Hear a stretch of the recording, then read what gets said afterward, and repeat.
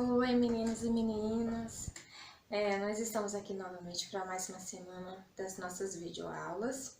Eu espero que vocês estejam se cuidando, cumprindo o isolamento social, que a família de vocês também esteja em segurança e que isso tudo logo, logo vai passar.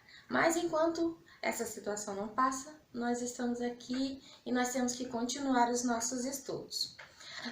No decorrer dessa semana, eu vou mandar para vocês, agora na primeira imagem da nossa videoaula, a nossa lista de todas as atividades que foram feitas no mês de maio, fechando assim com vocês a lista do mês de maio.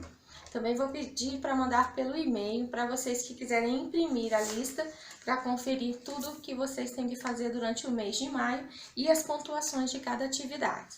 Durante essa semana, o sexto ano, nós vamos ver o capítulo 6. Então, o sexto ano vai começar atividades no capítulo 6, Reino de Kut e Ashum.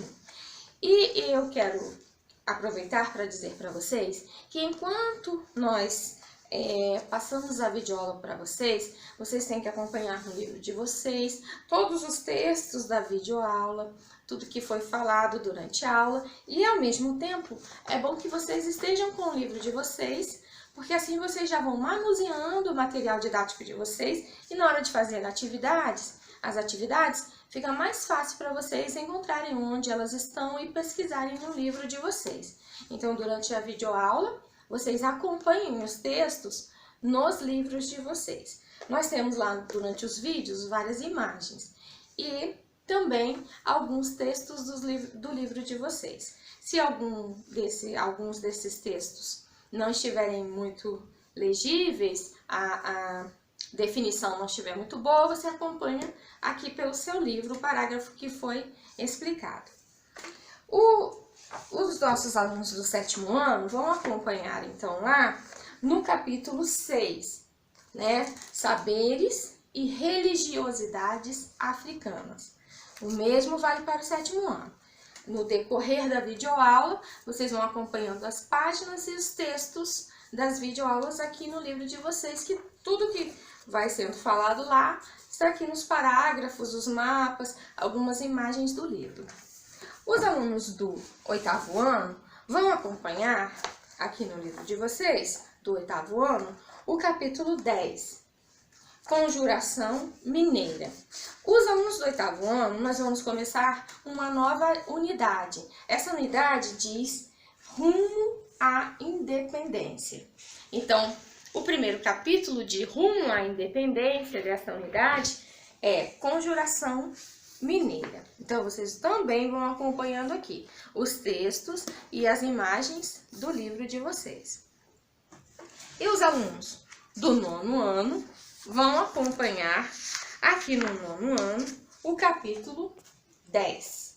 O capítulo 10 trata da Primeira Guerra Mundial, né? Então, vocês acompanham as imagens, os textos, tudo que foi falado sobre a Primeira Guerra Mundial nos parágrafos dos livros e as páginas que dizem respeito à Primeira Guerra Mundial.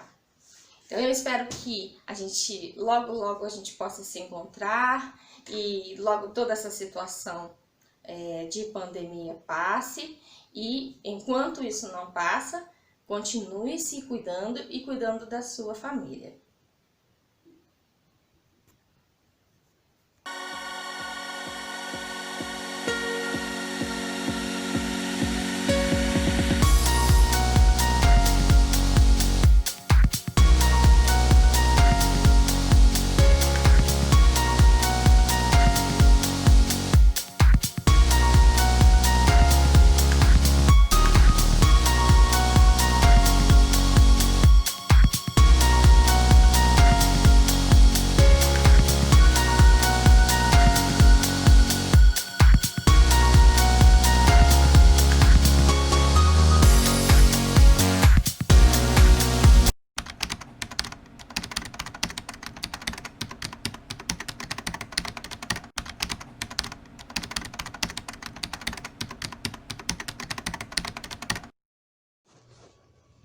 Capítulo 10, Primeira Guerra Mundial.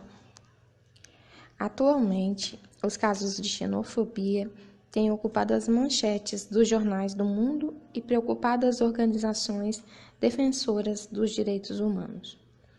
Milhões de refugiados expulsos pelas guerras civis da África e do Oriente Médio buscam abrigo em países da Europa e de outros continentes. No entanto, diversos setores desses países defendem um nacionalismo intolerante e se organizam para repelir os refugiados recém-chegados. Há pouco mais de 100 anos, situações semelhantes deflagraram a Primeira Guerra Mundial, que proporcionalmente matou mais pessoas do que qualquer outro conflito que tenha envolvido países europeus e, por isso, ainda é lembrada como a Grande Guerra. Xenofobia. Xenofobia é a discriminação a diferentes culturas e nacionalidades. É crime de ódio. Práticas que caracterizam o delito. Fazer comentários desrespeitosos sobre o povo, a cultura e o local em questão. Inferiorizar os costumes, as tradições e as pessoas. Ridicularizar o sotaque da vítima. Acusar o imigrante de atrapalhar a vida no local em que hoje mora. Ironizar o tipo físico do imigrante. Comparar seu local de origem com o da vítima, ridicularizando-a. Considerar a vítima inferior intelectualmente devido à sua cultura. Como a xenofobia pode se manifestar? Como ela se manifesta? A xenofobia pode manifestar-se como medo a culturas e raças desconhecidas. Nós já sabemos, nós já estudamos que esse conceito de raça, ele já é um conceito ultrapassado, porque nós só temos uma raça. Nós temos diversas etnias, mas raça é uma só, a raça humana. Tendo tendência para se transformar em ódio ou aversão, dando origem a preconceitos. No entanto, é importante referir-se que nem todo o preconceito é originado pela xenofobia. Nós vamos então perceber como que esses fatores contribuíram para que houvessem tensões e impasses na Europa que vão então anteceder a Primeira Guerra Mundial. Esses impasses vão fazer com que as tensões, sejam acirradas e então se chegue à grande Primeira Guerra Mundial. Aqui nesse mapa mental nós podemos ver os pontos principais da Primeira Guerra Mundial. Entre eles nós vamos ver as causas da guerra, como sempre o imperialismo, que nessa época ele se dava por disputas por colônias na África e na Ásia. O nacionalismo, como nós vimos, o nacionalismo exacerbado, que vai gerar o revanchismo francês, que foi derrotado na Guerra Franco-Prussiana em 1870, na guerra que se deu entre 1870 e 1871.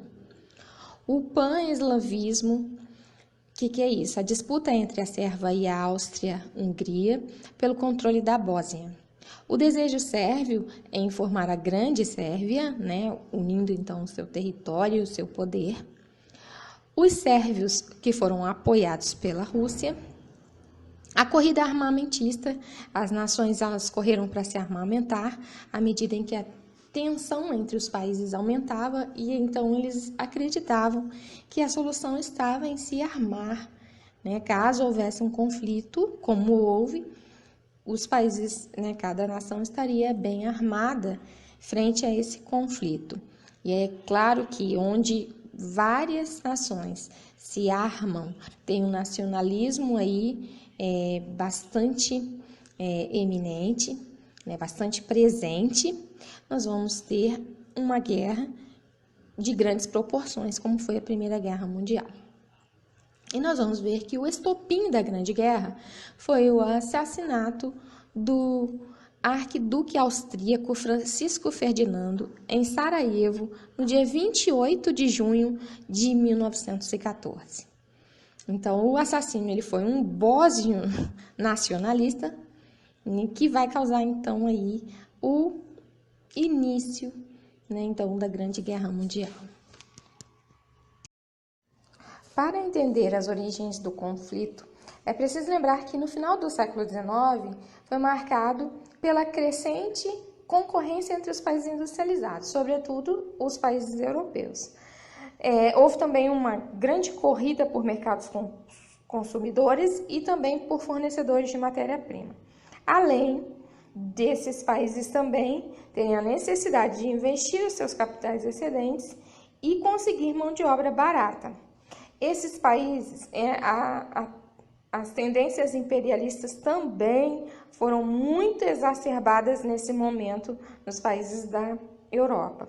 O que vai se concretizar essas tendências imperialistas com a partilha da África e da Ásia entre os países europeus. Essa concorrência gerou rivalidade entre as nações imperialistas. Nos primeiros anos do século XX, era constante a ameaça à paz. O equilíbrio de forças entre as potências econômicas era frágil, e para assegurar vantagens e interesses, iniciou-se uma corrida armamentista e um sistema de alianças político-militares que culminaram com a Primeira Guerra Mundial entre 1914 e 1918. A Alemanha, após a unificação em 1870, tornou-se uma importante nação industrializada e ambicionava ampliar sua influência econômica e política sobre a Europa. E aí, com essa questão, ela vai rivalizar com a Inglaterra e com a França. Nós vamos perceber também que essa rivalidade entre Alemanha e França já remontava à Guerra Franco-Prussiana, de 1870 a 1871. Os franceses eles se ressentiam pela perda dos territórios da Alsácia e Lorena, que eram ricos em jazidas de carvão e minério. Isso vai afetar negativamente a economia dos franceses. E eles vão querer, então, nesse momento, rivalizar com a Alemanha também por conta dessa antiga guerra entre eles.